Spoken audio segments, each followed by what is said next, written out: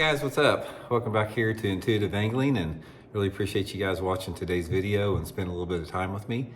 And guys, today we're sort of going to give you sort of a wide-ranging little seminar on strategies for fishing swim baits in any lake across the country all year long. What I want to do here is I want to sort of go over different seasons and sort of explain to you the type of swim bait fishing I like to do with it. But I want to talk about it. I'm going to narrow it down to two different types of swim baits. One is like the 3.5-inch rib swim bait style, and then a more finesse style. So these two type of swim baits, there's a ton of different swim baits out there as far as sizes goes and profiles, but those are the two of the most popular in the country right now, is that 3.5-inch rib swim bait and more of a 3-inch finesse one. So we're gonna go over how I like to rig them and just some basic approaches that you can catch fish all year long. Doesn't matter if you're fishing up north, my part of the country, or down south. We'll get into that. Also, guys, just want to remind you, you've just got a couple days left in the December sale on my Solar Bat Series RB3 sunglasses, the new models that just came out this fall. If you guys are interested in getting a pair at 50% off during the month of December, I'll put the Solar Bat link in the description. Get you a really nice pair of sunglasses. Much appreciated there. Okay, guys, when you're talking about these two types of swim baits, this is the Megabass 3-inch Spark Shad here, which is my favorite finesse swim bait. And this is the Zoom Z-Swim here, almost sort of like the rib swim bait, like a Kitech, something like that. These are my two favorite type of swim baits as far as just getting bites on it. You can't go wrong. This genre of swim bait right here is probably accounted for as more or more bass than any other lure out there in the past 10 years of fishing. I'd venture to say that, especially like the finesse swim bait. And they work everywhere. The only times that they really don't work very good is in dirty water. So if you have water visibility of say less than 2 foot where you're fishing, probably not the best choice. But if you've got water visibility of anything over 2 foot, ideally I like that water visibility to between like 3.5 to 6 foot visibility is perfect for it. If you've got that, there is a bite that's going to exist on here. So what I want to try to do is I want to try to give you guys an application for this for natural lakes and man-made lakes, man-made impoundments. Now the natural lakes, we're talking more, it's sort of a combination of grass and mixed with rock in there, depending if you're up north or down south. And then, for the man-made impoundments, you're primarily focusing on clear water, rocky type lakes. Now, first of all, I'll briefly talk about the man-made impoundments down south. If you guys are fishing in Florida, the natural bodies of water down south, or even up north, I guess. If you're fishing a natural body of water that has native aquatic vegetation, like, milfoil, hydrilla, whatever grass that you have, places in Florida, maybe some places up at New York, that type of thing, the 3.5-inch size swim bait is an outstanding choice in that situation there. And there's a lot of different ways you can fish them. Probably my favorite way to fish a swim bait in a lake that has grass in it is to just put it on an EWG hook with no weight on it and just fish it about 1 inch underneath the surface. The old skinny dipper is the one that really started that, but you can do it with any rib swim bait. So I'll rig it just like on a 3/0 EWG hook, usually 17-pound test Seaguard and VizX line, no weight whatsoever with it. And I'll just fan cast it over those shallow grass beds out there, keep my rod tip high, try to keep the thing, in sight or just barely out of sight, and they'll come up and clobber it a lot of times. You can throw it through lily pads, any type of grass out there. It's really good. If you're fishing grass lakes like that, let the water clarity dictate the color. If you got the water that has a lot of tannic acid in it, like a June bug or a watermelon or black will work good. And if your water is a little bit cleaner, more of the natural tones will work really good with that. And also another application for these up north is if you're fishing northern smallmouth lakes, you can't beat a little finesse swim bait. Most of the time I'm going to be fishing it on either a hover rig head, like a light hover rig head, or that Megabass Okashira jig head, this one right here. And I like to fish it just over vast flats out there, get on those big flats on those natural lakes, throw that thing out there, let it sink down 1 foot or 2 and just start a steady retrieve. It's a great way to catch smallmouth. But more what I want to talk about is the man-made impoundments that have the traditional type of bass fishing, specifically the ones where you have a mixed species of lake. If you have a lake that you fish like that's, for example, any of the East Kentucky lakes like Lake Cumberland, Cherokee, or the Western Tennessee lakes like Lake Douglas, Lake Lanier in Georgia, Lake Hartwell, South Carolina, any of the lakes in the Ozarks in my part of the country, some of the Clearwater, California lakes out there that have spotted bass, you'll be hard pressed to find two better lures than these two type of swim bait categories. And again, I'm fishing both of them on the same setups here. If I'm fishing the swim baits in a little bit deeper water, I like the Okashira jig head, usually an 1/8 ounce size. And if I'm fishing it a little bit shallower, I usually go with the hover rig head because I can get some lighter head options on it. So depends on the water depth, and also the wind speed, influences that a little bit as well. But basically, when you're talking about these type of swim baits, let's go over some seasonal patterns that you can fish with these two type of swim baits. They really excel in a Clearwater lake all year long, especially if you've got a lake that has suspended fish in it. They're great in the wintertime. Like right now when I'm filming this video, it's late December.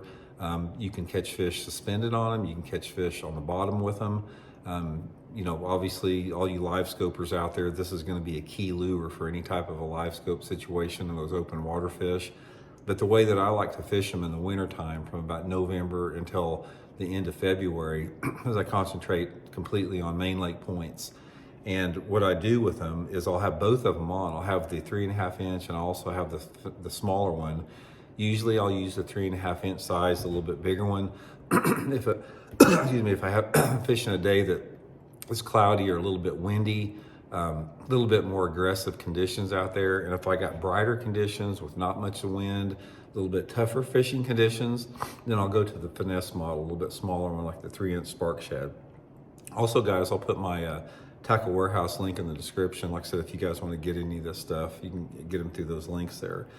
So you can't go wrong with the points. Now, the point thing, guys, is some of the fish are going to be on the bottom, some of them are going to be suspended. So the way that I like to do it is I start out, I'll get in there like in 20 to 25 foot of water, and I'll fan cast the point ends and sides and let the lure go to the bottom and just start slow reeling it across the bottom. Both of these type, doesn't matter if I'm using the big one or the small one. Try to keep it maybe less than a foot off the bottom. If I lose contact with the bottom, I'll let it fall down and hit it. I'm trying to keep it close to the bottom out in deeper water. I'll try that, and then also I'll get even deeper off those points, and the depth that I'm fishing is dependent upon the water clarity. And I'll notice my electronics. If I see some shad or something on my depth finder at a certain depth range, I'll cast it out there on those points, count that swim bait down to the approximate zone and start reeling it through there. That's a really good way to catch them. Now in the springtime of the year, this is going to last, this same type of technique is going to last all the way up until really the fish start spawning. And once the fish start spawning, and actually after they spawn and they start getting into the early post spawn, one of my favorite ways to catch them, guys, is covering the water shallow with the 3.5 inch swim bait size. I'll put like an 1/8 ounce jig head on it, and I'll just get into those areas where I think those fish are spawning or getting ready to spawn, or maybe they've just spawned. And I'll just fan cast, not fan cast, but I'll just work down those spawning areas, throw it out there and just reel it in like a spinnerbait or a chatterbait. Try to keep it in sight most of the time, especially if the water's a little bit cleaner. And there's something about the subtle approach of a swim bait in that shallow water when those fish are sort of in that spawning mode. They really bite it really good. And again, let your color choices be dictated by the water clarity. Another thing I usually like to do that time of year is I'll put some chartreuse or some orange on the tail, give it a little bit of color with that. Now, as it gets more into the later post spawn and into the summer months, late spring, like late May, June, July, and August during the summer months, guys, one of the most effective ways to catch bass is flipping this thing. Take this 3.5 inch rib swim bait, Texas rig it just like you would a creature bait. I prefer a 5/16 because 5/16 ounce slip sinker makes this thing fall really nice because this tail creates quite a bit of drag to it. If you try to use a sinker a little lighter than 5/16, I think it falls a little too slow. But I'll put this like on 17-pound test line, 5/16 ounce sinker, and I pitch it around whatever cover is available on the lake that I'm fishing. If the lake's flooded out and I got flooded willow trees and bushes, I'm flipping it in those bushes.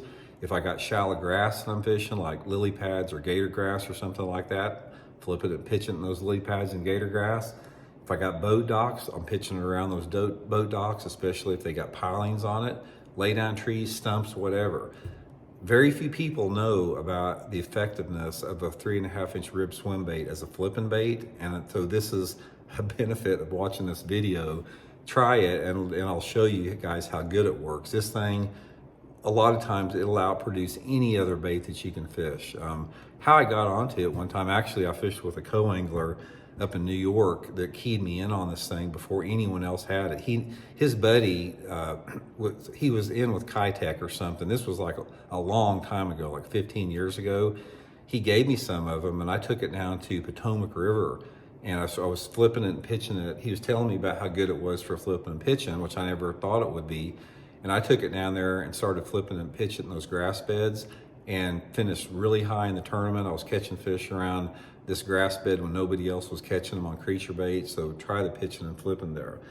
Now, the next thing, guys, is once you get back into the fall time of the year, especially like September, October, and November, this is the time of year where I love to throw the little finesse swim bait like this.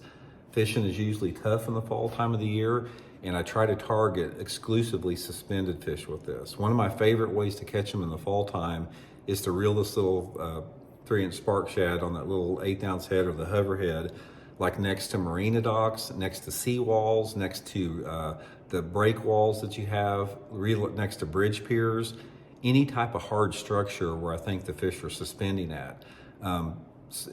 You can't go wrong with a marina dock. If you guys have a marina dock that has over 3-foot visibility on it, you can take that little spark shad and you can cast it and pitch it up into the slips, let it fall down 10, 20 foot or something like that, reel it in there, catch a bunch of fish like that. Bridge piers are almost a guarantee. If you have bridge piers and water visibility of over 3 feet, there's always fish to be caught on these little swim baits with it. But anyway, guys, that's just a super quick foundational tutorial on swim baits. I like to do them throughout the course of the year. I'll probably do, I actually did do a video on my other channel, Advanced Bass Fishing, on it. I'll put that video, the link in the description if you wanted a little bit more advanced hour-long seminar on it. But can't go wrong with them, guys. If you want to get some bites and be consistent in fishing, you got to get you some of these 2 swim baits. There's very few baits out there that's going to get you as many bites as those things. So hope it helps out. We'll talk later, guys.